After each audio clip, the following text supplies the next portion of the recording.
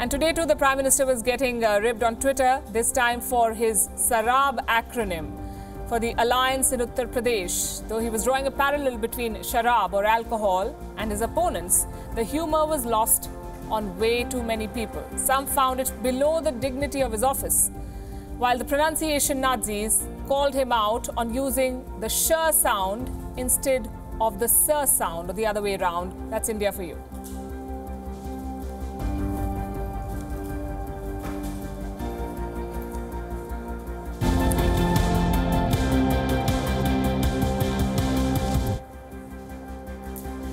Mr. Modi is in Jammu and Kashmir, in Jammu specifically, and Jammu and Kashmir is a state that has seen huge violence over the last few years. Stone pelting incidents, rise in violence and militancy, and a muscular policy from the central government. They've all impacted the politics of the state. The question we are asking today is this: which party has an edge in this election?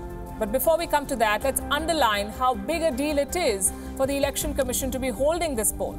They face two critical challenges. One is to hold peaceful elections, especially in terrorism-affected areas like Pulwama, and two, to ensure the safety of voters in 79 booths that fall within Pakistan's shelling range. It's going to be a tough election.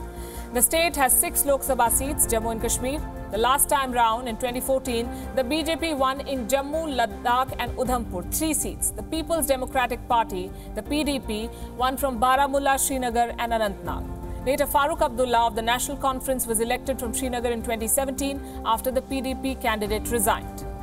Now, the state is in turmoil. It has been under President's rule since December last year. Many parties have demanded a simultaneous assembly election in Jammu and Kashmir. Both the major parties in the state, the PDP and the NC, have attacked the BJP in the recent months. The PDP, remember, was the BJP's ally, but they parted ways recently.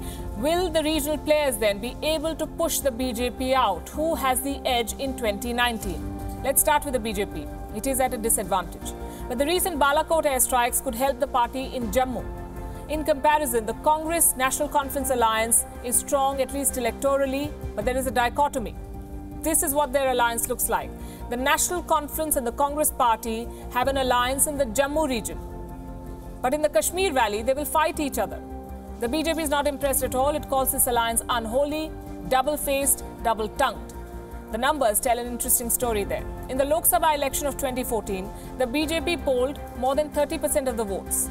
The PDP got more than 20%. The Congress polled 22%. The National Conference bagged 11% of the vote.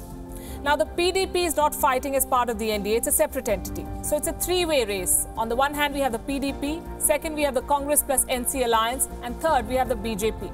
And all three have nearly 1/3 of the total vote bank. Do the math. 20, 33 and 30.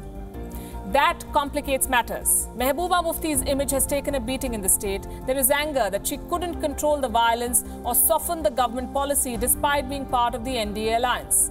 On the other side, Congress and National Conference are trying to consolidate their vote bank. Farooq and Omar Abdullah have remained consistent in their opposition to the BJP. So, as I said, it's a three-way race. It could be a heated battle in Jammu, with the BJP having a slight edge, while the Congress and NC could clinch it in the valley. But more than the results, the return of elections, the conduct of democratic process in Jammu and Kashmir is the bigger headline.